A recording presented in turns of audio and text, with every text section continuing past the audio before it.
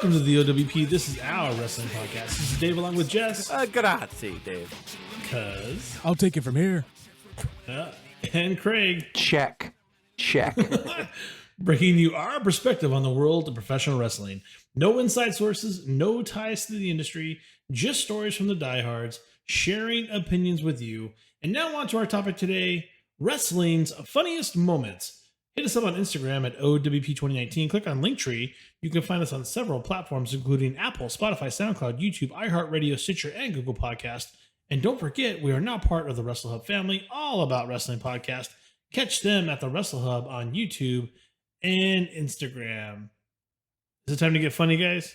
Dave, before we begin, I just want to say props to you. Each and every podcast, you perform with excellence and professionalism, and occasionally we mess with you, but you always get through it, and you're always a pro, and you always keep us on track. So thank you, Dave. Oh, Yeah. fuck You guys this. Fuck this. Jesus Christ. What are we doing here? Well, thanks, Craig, for that. Fuck I are we appreciate doing? that. You're welcome. And fuck you, Jess. Fuck you. What's going on, guys? Funniest wrestling moments. What's up? Yeah, there's a lot of people don't think about that, like wrestling and comedy, huh? But there's a lot of funny segments, actually, that are legitly funny, like, to anyone's standards. And so it's probably going to be part one, I'm sure. We'll cover a lot of them. You damn right. I'd like to get a couple of chapters 2, 3, and 4 out of this. It'd be fun. I mean, it's controversial. It's hard. Like there's some characters that were funny every week, so it's really, really tough. These guys they do drama, they do action, and they're also very, very funny at times. So this is a good collection for a good kind of first appearance, but it is very, very hard to call it and wrestling's funniest moments. But it's tough. But this is a good collection. You can put those funny moments up there with some of the funniest skits from, a Saturday Night Live or some type of comedy movie or stand-up. And, some of the hardest I've ever laughed were some of the funniest moments in wrestling. Not going to lie. And they don't know how it's going to take. The crowd can take it differently depending on where you are. It's not like someone is paid to see you be funny. They paid to see you wrestle, and you come out and do this. And some of these things could have really gone south. But these are some of the gems right here, the diamonds in the rough. And it's live. There's no safety net. Yes, there's no second take either. Like they. Yeah. So it's interesting. So let's jump on into the first one. You guys ready? Oh yeah. Who remembers the Rock concert on the Raw 20th anniversary show? This was on January 14th of 2013. The Rock comes out and makes a famous appearance in his famous Rock concert segment. These were funny, by the way. This is just one of the better ones or the best ones. He calls out Vicky and he sings Terrible Tonight in the tune of Eric Clapton's Wonderful Tonight. What I'm saying doesn't do it justice. Get into it, guys. This is hilarious. And everybody knows The Rock is funny. That, of course. He performs at such a high level. He could be a heel, he could be a funny, he could be a face, whatever you want him to be. But I have to call out Vicky Guerrero. She was great in the segment. She was fucking amazing. She was great anyway in all of her characters. Eddie's looking down proud for sure. But man, she sold this too, because her reaction when The Rock came out. And they called her out there, and she comes out, and the crowd boos, and she looks at it, and he's like, no, Vicky, don't. I want to sing a song to you. And he starts out really soft, she's late in smiling. the evening, and does the whole thing to the Eric Clapton song. And but then he turns around, where she asked the question, do I look all right? And he's like, and I said, no, bitch. You look terrible. But her first reaction, she was just offended. But before that, when he was like, you comb your black hair, she's like, stop. She was totally soaking it up. And it was greatly done on both their parts. They both have to have comedic timing and understand the situation and feel the crowd and, everything to make it work. And it was seamless with those two. Vicky was so good and she's underrated. A lot of people don't talk about her like they should talk about her. She's wondering what clothes to wear. She puts on her makeup. She brushes her short black hair. And then she'll ask me, do I look alright? And I said, no, biatch, you horrible tonight. And then like he had another great line too, where he was like, "You dress like a hooker, not the expensive kind," Yeah. which is great too. Like, I mean, just everything, and she was just there for the fodder, but like her reactions made this even better than it was. Like, this is a great segment, a very funny. Well, whoever you are, it doesn't matter. Even if you don't like wrestling and you come in and watch it, you'll know The Rock, and you'll just see him running someone down, and you're gonna laugh. Like, he was great. This was great. So, but Jess, you were talking about Vicky a little bit, and you told me the story. You can tell me if I've got it right, but the reason why Vicky came into the industry the way she did here was to carry out, Eddie's contract, right? Like that was kind of the. This was Vince way offered it that after way. she did so good that they re-signed her and kept her on as a character. But Yeah, so originally he after was like, passed "We'll away, let I you don't know finish how out long Eddie's after, contract." she was brought on to kind of carry out his contract, which would help the family out financially too. And then she got signed to her own because the Vicky Guerrero character became so good and she got so much heat with the "excuse me," like and all that. Yeah. Like she was great. Like She's a she natural, was great. man. Yeah, and people hated her and thought that she had no talent. But if you hated her, she was doing the right. She was doing what she's supposed to be doing. That's what I don't think people realize. To your point, Jess. I mean, she's extremely underrated because she lived under Eddie's contract for one time, but no one realized that she was re-signed for quite a while because she was doing stuff with the new guys that was just hilarious, and she was always taking that comedic bump, if you will. Yeah, and she was sometimes always the brunt of the joke. Sometimes it's harder to be the second banana and the sidekick and feed the other person without overshadowing. And she was a complete pro She at could that. do Like she was pitch perfect in this. And her plus like The Rock's, he was approaching like epic A plus star status to where he's so likable that even though he's calling her a hooker and not the expensive one, and making fun, like he's still there's a sly look, and you just know it's kind of a harmless back and forth with like it's just a perfect reaction where like it's in 2020, like it's just it was terrible, but it's so hilarious, and you just know they're playing they with went each in the other. back rig and they high five that shit together after. They know they killed it. She loved it, and he totally enjoyed doing it because, as Jess said, he kept saying, "No, come back, don't leave Vicky, don't leave Vicky, don't leave." Yeah. So I don't know whether it was kind of semi impromptu, but like he was enjoying himself. And what I saw also is after this, CM Punk interrupts it, and this is also the moment where CM Punk and Paul Heyman come out with a belt, and I guess they fought 10 days after this.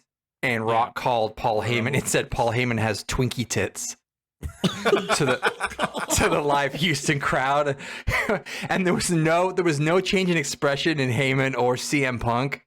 But I watched that today, and I was laughing so hard. Twinkie tits. And you know what's really bad? He's so much bigger now. Yeah, I know. No, 7 years ago, but you can see, like, he was. Yeah, He's the big one. He's earned it. Yeah. Of course, I'm going to put sound clips in here too, so everybody will hear a lot of it. We said, Biatch, you look horrible tonight.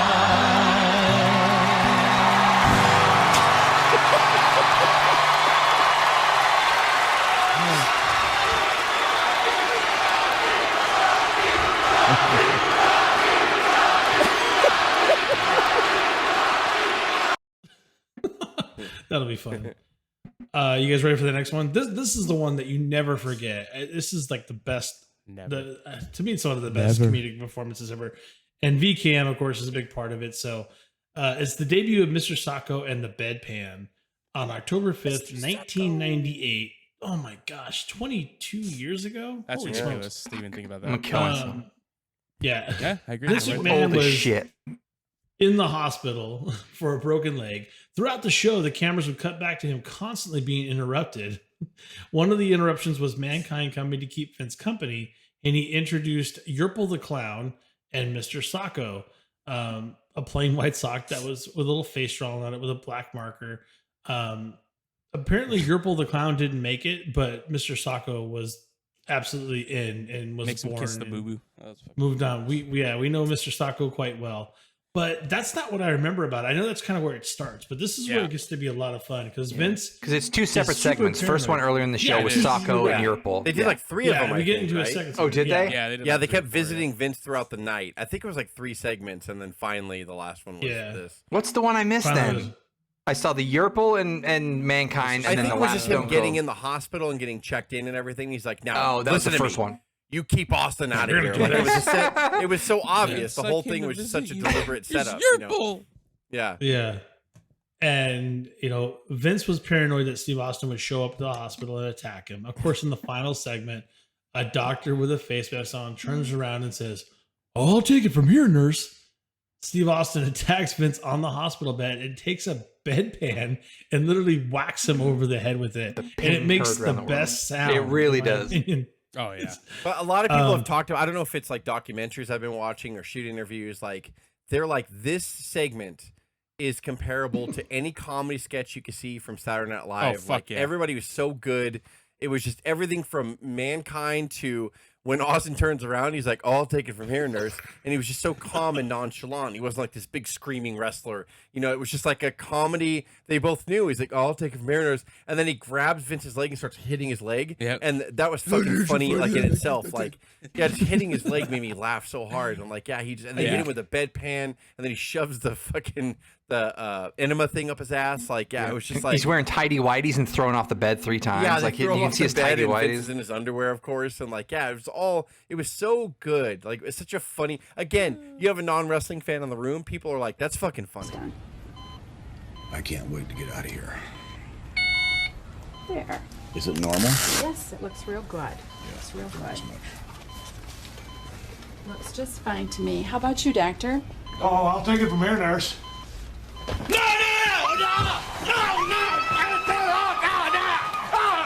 Funny. Like, that's just Yeah. And that's really again, funny. to you guys' point of Vicky before, the best part about this is Vince reacting Yes. to it and taking all the brunt of the Yes. punishment. Yes. His yelping and screaming with Austin in the room. Yes. Ah! But even before that, like the way he's talking to the nurses, he's staying in the Mr. McMahon It's the character. best. It's the And best part of it because Yeah. He says and, shit and, like, and Jess has said this over and over. There's nothing better than getting one over on your boss. yeah. And Austin let us The live that comeuppance. almost every week. It's a for classic few build, years. though. Like, make sure he doesn't come in here, and Yes. he's Oh, going yeah, to get yeah, in yeah, there. yeah, Like, yeah. that's what we all have to see him get in there at the end of the night. And sure enough, just it's classic, and they distract you. And we didn't know that Mr. Sacco was going to be such a big deal to Mick Foley's career. So you're getting like that you made it. forget that they told you in the beginning, not using words, but they told you Austin will be here and he's going to fuck him You up. all knew the payoff. was But in coming the by end middle, of you have night, Yurple, you have Mankind, you have Mr. Sacco. So you have all this Mr. stuff, Sacco. and you forget, and then they spring it on you. What do you think, doctor? Oh, I'll take it from here, nurse. And you're like, oh, fuck, of course. Like, of course he's in there right now. Like, it's just, yeah, it was So- awesome. And Vince McMahon, like, what do asshole CEOs do? Like, they have so little patience. Like, when Yurple comes out, he says quietly at first, like he's trying to be professional, and he goes, "Damn it, leave."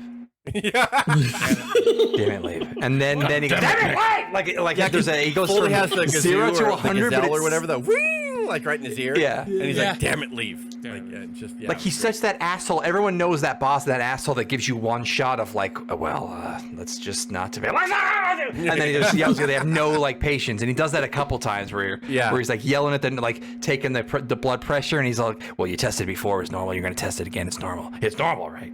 But like it's so he's so good at his role. Like, and Yeah, it he's was- this is CEO great. and growing a global company, but like he really is just being himself. He's just an asshole. And it also shows too, like the importance of Stone Cold's character and Vince's yeah. drove them in the Attitude Era, drove them to beat WCW finally, and like it was so many classic moments. I left out a bunch of other Austin and Vince moments because we're gonna have part 2 and part 3 of this, I'm sure. But there's so many other things, classic moments with him and Vince, like 5 or They have 6 great classic stuff. moments. Oh my god! That Yeah. you could just name over and over again. But this one is the most famous, so I kind of wanted to get it out of the way. This one for me, I don't know why, but I'm not the biggest fan of this one, but I understand why people love it, why they think it's funny. But I get butthurt over Arn Anderson being made fun of. I don't think it's cool, but Nash is fucking funny. yeah, Nash is Pretty hilarious here. The NWO dress as the Horsemen on WCW Monday Nitro on September 1st of 1997. This was a week after there was a very real and emotional retirement speech by Arn Anderson. He offered Kurt Hennig his spot. It was all about the my spot, segment. And it was really, and Jess writes this, and I totally agree. I didn't make Jess write this, but it's probably one of the best, greatest promos ever cut in the history of Nitro. It was that good. I mean, the crowd was going nuts. I think people are in tears. You know that Arn Anderson is done, and all he's doing is talking about what's really happening to him. He's talking about how he can't, he had that water bottle and someone slapped him, and the water bottle fell out of his hand because he couldn't control the grip in his hand during a workout. And he knew at that moment he was done. Like he couldn't perform without the possibility of hurting himself or hurting other people. Yeah. He knew that was it for him. And it's super sad. I mean, it's really, really sad. But the NWO doesn't give a shit. So the next week, they decide, they being the NWO, to not ask Arn or Flair if it'd be okay to parody the emotional segment. They just went ahead and did it. So with Kevin Nash dressed as Arn Anderson, complete with foam cooler, and a molly bald head and the Arn Anderson glasses. You can see Craig's photo attached. It's right there. What? Conan dressed as Mongo, Six is dressed as Flair, and Buff Bagwell is dressed as Kurt Hennig. They recreated the segment with Flair crying, because Flair was in tears, by the way. Yeah. Absolute tears. It was real for him. I mean, they're great friends, and they'll continue to be great friends. Six had water lines ran through his sweater, so when he put his hand to his eyes, water came out, and Arn was rambling about his spot. The biggest criticism was Kevin Nash poking fun at Arn Anderson's real life love of beer. Anderson would later claim that his family saw it and was hurt by it. Nash would also make fun of Anderson's soft looking physique. I laugh at that because I wonder, if you ever tie up with Arn Anderson at that time, I think Arn Anderson would be the shit out of Kevin Nash, but that's just so me. later. I would say in '98 is when they did the DX parody where they dressed up like the Nation, and then later on, years later, Shawn and Triple H would dress up like Vince and Shane and do that. Yeah. This was before any of that, and I remember watching this and take out of the fact that Hall and Nash and them they make us mad as fans because behind the scenes they would take advantage of their downside contract and no show events because they're hurt, and take all your feelings out. When I first watched this, I was like, I loved the Anderson segment the week before. Do not get me wrong.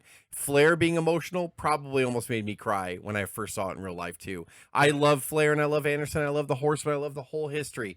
But wrestling was changing here. The NWO had been like a year firmly in control here, and they were dominating the ratings. NWO was like popular in regular pop culture. Non-wrestling fans loved the NWO. They were huge here. And like, this was, I don't care, man. I'm sorry to say it. I'm going to say it. This is funny as shit. Like, it's fucking really funny. Like, I didn't laugh at Conan. I fucking hate him. And like, all the rest were there. Six was hilarious though, as Flair. He would do the dance and the shuffle when Flair would bounce off the ropes, and the crowd actually started laughing. The crowd, wrestling had never seen anything like this before. So when they came out, if you look at the crowd, they were sort of like, what? They were almost ready to shit on it. But there was a time before they brought Nash out as Anderson where Six was just yelling as Flair, and I'm yelling and I don't know why, like it was one of his lines. And so he bounced off the rope and did that Flair shuffle, but it was all exaggerated, and the crowd started laughing. And then I realized right there, like, oh fuck, they got him. And then when he brought Nash out, Nash is ridiculous with the fucking neck brace on. He had a prosthetic bald wig on. He had Anderson's big ass fucking 80s glasses on, and he had his denim shirt tucked into his jeans with a huge beer gut, and he had a white cooler. Very ironic that on Labor Day, WCW would decide to honor me, because anybody that's followed my career knows one thing. Y'all was wondering when I was going to go into labor. But the thing that made me fucking laugh the hardest was in Anderson's speech, legitly the week before, he was telling the story about how he went to the gym, someone who hadn't seen him in a long time slapped him on the back without Anderson knowing it, and it sent the shock down to where his hand just let a water, bottle go and it hit the ground or whatever. And he was like, oh my God, if that slap made my arm go numb and whatever, how can I wrestle again? But Nash came in and the line was, I'm sorry, it's really funny. He was like, I got to the gym. I didn't actually do anything. I just walked around for a little bit, but I made it to the gym. Like, it was so fucking great. And like, then you see the crowd start to laugh a little bit more. And then I realized, like, this is just funny. Now, what they did with the payoff was not good. And we talked about that. stupid. We talked about that on our Fall Brawl 97 review. But I'm just talking about this segment as a whole. Because before this segment, the whole thing was that they actually thought the Horsemen were going to be in the building. So Shivani and all them were like, the Horsemen are going to be here. They played a clip from the week before when Anderson retired and all that. So they showed you everything. And then Gene Okerlund is on the rampway. He's like, ladies and gentlemen, let's bring out the new 4 Horsemen. And then, of course, 6 came out with all them. And then Gene Okerlund said, I don't want to be a part of this. I'm out of here.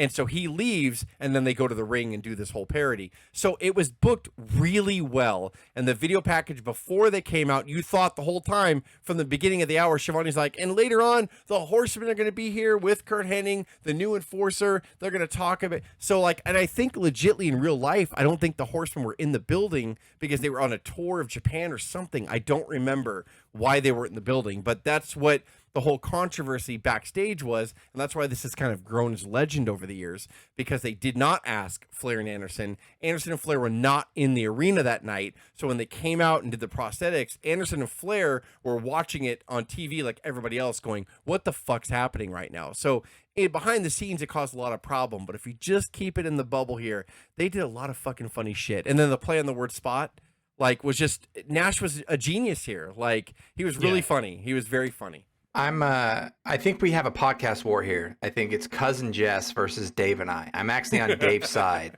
in that I didn't like this. But I'm gonna preface that by saying it is undeniable how funny Kevin Nash is as Arn, and that entire piece of him. Bagwell as Hennig was terrible. Six and Flair, good attempt, didn't like it. Yeah. Conan, terrible. I thought it was offensive. I thought the fact they never asked Arn or Flair about it, permission, the fact they had a tribute to Anderson to kick off Nitro on this episode before, the week before. But I realized all these sensitivities, we're talking about wrestling where if you have permission, everything's game. People's children, families, that kind of thing. Yeah. I think, but like, there was just something nasty about like the reputation, Arn and Nash and everyone had backstage, and like they thought they ruled the roost and they did whatever they want. It was disrespectful, but god damn it, like Nash is as Arn Anderson with his fat gut. And by the way, they didn't like it. He brought out a soft cooler about beer, and that was the thing. The whole thing about it. Arn was offended. We saw Arn Anderson with a bucket of beer 10 seconds after he was in real life. Halloween Havoc.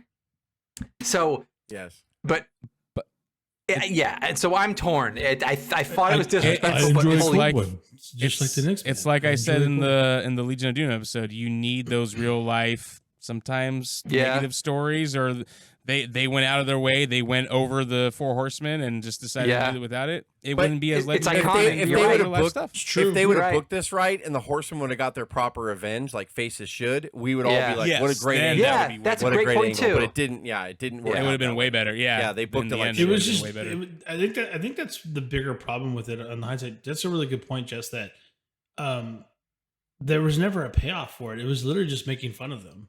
Yeah. You're right. I think that's really the problem. And Bischoff let it happen. And then they booked the end of the War Games match to shit on Flair in Horseman Country. Yeah. And it was just like, yeah. You're right. You're right. No, you know who's responsible for all this, good or bad? Shawn Michaels. Yes, of course.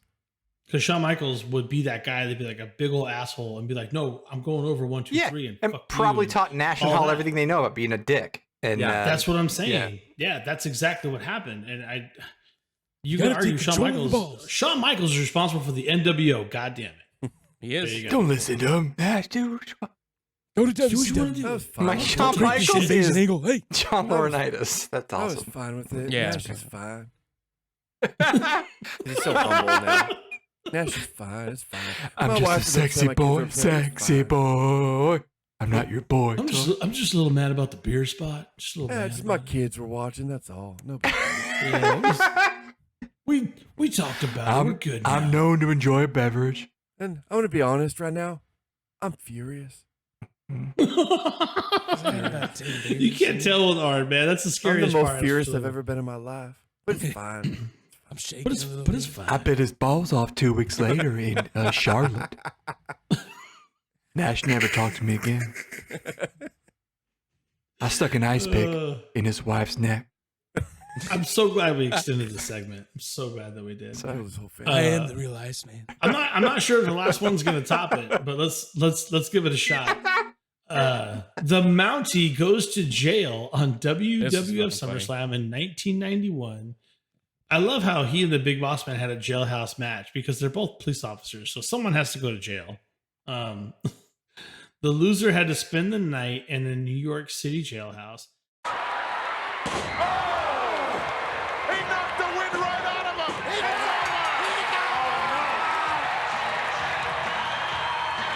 Look at Jimmy Hart running.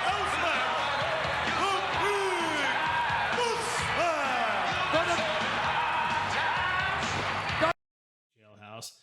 After the Mountie lost, he was escorted to the back and put in a police van.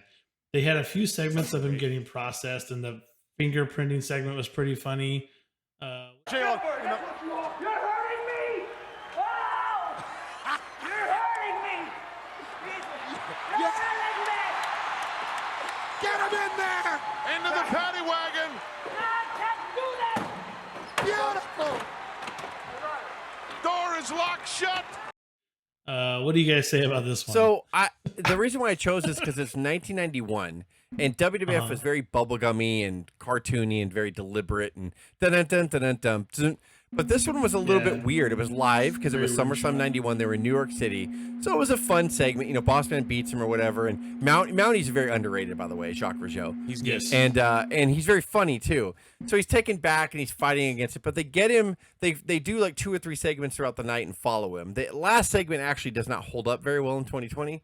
But, no, I was gonna but say, it's fucking funny. but yeah, Kinda but 29 implying years something ago, was gonna it's happen to almost him. 30 But years all ago. of his dialogue, you know, was improv. Just when he was fucking with the cops and they were putting him in the paddy wagon, and he was just like, "What?" And then when he gets to the police station and they fingerprint him, he goes, "You want the finger? There's the finger," and clearly flipped off the cop, which they aired live on pay-per-view, and they planned it. And I'm just like, wow! Like for 1991, I was like that. Like That's a big- back that's a then, big I was like, change, "That's yeah. fucking great. The That's original kind of Stone Cold funny." right there. Like, and he was so good and everything. And then yeah, the last scene unfortunately was you gotta, but Jess, you have to say it like the Mountie would say it. yeah, he was like, "You want the finger? There's the finger." Like yeah, it was just he fucking put it up right That in is his a face. Someone fantastic implying that they're going to have their impression, way with the Mountie at the end. Yes, Yeah. and that Whoa. unfortunately that does not hold up in 2020. At No, the it very does end, the not. last segment was a person who was obviously homosexual coming up going, "Don't you like the way leather feels against your skin?" And then Mountie looks And then to he the screams camera in and the shit. jail and he goes, "No, get me out of here." yeah, As in, like, Oh my God! Don't you just love the way leather feels against your body? Let me out of here! here, as in, like, not a gay guy. Oh no. Like, you know, again, 1991. I'm not saying I think that's funny, but I loved the Mountie, and the finger thing was really edgy and funny for 1991. Like, and they didn't blur it out or anything. It was just, he's like, boom. He just like flipped the cop off. "You want the finger? There's the finger," like right to his face. And it was like, I remember we had all my friends over in my living room. My parents would watch it too, and they all laughed. All the adults erupted with laughter. And it stuck with me because That's how I was you know like, it's wow. funny though. You catch everybody. Yeah, with it, that right? made people laugh, and so it stuck with me. And so it shouldn't have gone on last year. It shouldn't have been the main event of our episode. But it's just the way That's okay. I thought about it. I was like, that's really edgy and kind of funny. Again, the homosexual segment at the end does not hold up well Not so much. because it's fine to be homosexual. But I think it's important. Like, wrestling is always just like a reflection of the culture at that time. Like, Yes. it does, like, whether it's foreign adversaries, Yeah. whether it's caricatures, whether it's stuff like this. Like, they're only I mean, getting think- away think with about- what think is about normal at the that other stuff time. that's come out Yes. in that 3-year period. You got Eddie Murphy Delirious, Eddie Murphy Raw. Yeah. You know, he was saying the same shit, and it is a. It was the reflection thing, of right? the You go to time. jail, right? Don't drop the soap. And I'm being serious. Like it's that 30 was years the ago. humor. Like Yeah, it's a that was just long the way it time. was. Yeah. Not excusing it, but like this, We've grown. we've grown, and it was back then. It was commonplace. What's your what part? What part do you think is the funniest of the four? Oh, great question. You know, Damn, that's I still respect the bedpan scene, and I think that is. Yeah, but I mean, I'm probably gonna go with again, that if you're one. just looking at a segment, though, The Rock was pretty fucking funny. Like that whole thing in a Yeah. vacuum was great. But I'll still go with the Mr. Sacco bedpan segment. Yep. I'm gonna go with bedpan everything, just Yeah. just how we discussed earlier. It was like a big old Saturday Night Live skit, and it holds up with any of those skits. And like I was saying too, any comedy movie, stand up routine, whatever, you know, that segment was fucking funny. Everyone did their part. think And Vince is so good. He's so underrated, honestly. Even though he's talked about a lot, I still think he's underrated. 1,000%, because he might be the most important thing of the entire Attitude Era and everything they did. Like if with Facial he could do expressions, everything. comments, everything. We shit on him now, and he's old, and he holds on to power, Well, and he it's has no idea when to let it's go. quite impressive, isn't it, Craig? I mean, Is he what? When you think about what he did and how he did it and how he came out of his shell, he hated to be like he doesn't even want to be in documentaries. Like it's very difficult to get him to do any segments of documentaries. No. No. It's so hard to be I don't wanna funny. cry Like it's on so hard to have comedic timing, but like I think with everything with Vince, we should do an entire episode on him. Like his Well, like we are gonna do the legacy of Vince soon. That's going to be He- like 18 parts. he has a He has to die. He has to die. he has a Yeah. complete belief in himself in whatever he He's already does, dead, and I Jess. don't know why, but like He just doesn't give a shit. Holy shit, like- I'll do it. I think this is not a stretch for him. He knows who he is, and he's self-aware, and it's a reflection of who he is, and he knows how to like use it. Like he's probably gone off the rails now and he thinks he knows too much, but like back here, Right. man, there's nothing he could do wrong. He The still only jumps thing off that the I'll buildings. say to argue against the point of that is I feel like Mr. Sacco in the bedpan, you can have multiple takes there. You can film, you can stop. Yeah. I don't think it was live. No, I mean there were No. sound effects. The beeping in the background you can tell was rigged. I don't know about the Yeah. bedpan. It could have been, but like, and what we know from documentaries is Vince is like, I need a clean shot, no wires behind here, no cables. Right, yeah. Like he wanted the best of everything he was in. Yeah, so I could argue because of that The Rock was a little bit better because he's out there in the element doing it live and he can't fuck it up. You know, he just did it. And he did that a lot by the way. By the time he'd done this one, he'd done a few, right? So But Vince was out there still- every week live too, like not fucking. Yeah. And like, I know what you're saying, like Yeah. compared, like what's funnier, but yeah, Vince. it's tough. It's tough. subjective on that point, but yeah. Yeah, I mean, if you look at what Rock's doing live in the ring, that's pretty unprecedented. Like, Yeah. not many people could do that anytime they want to. And just I'm gonna write this up. And what's If I'm in- hilarious, if I'm in like Los Vince- Angeles, I'm gonna say the Lakers suck, but I'm gonna put it into a rhythm and a rhyme. Yeah. You know, Vin- Cena could do it too. Yeah. But he was doing it to get boos. Like people didn't think it was funny. No. Like people hated him for it.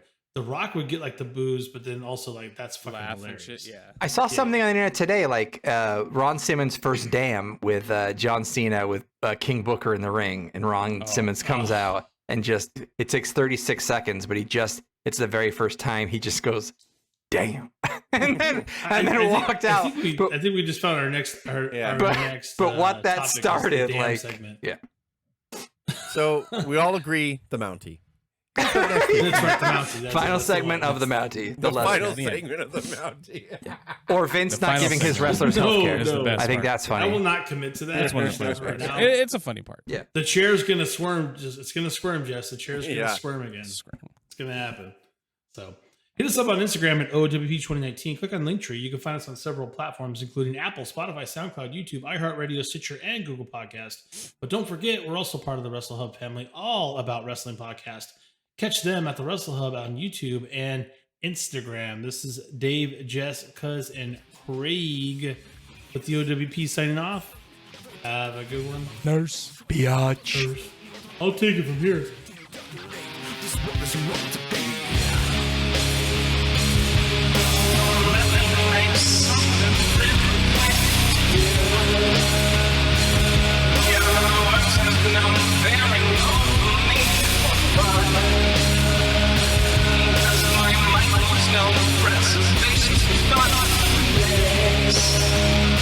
So I just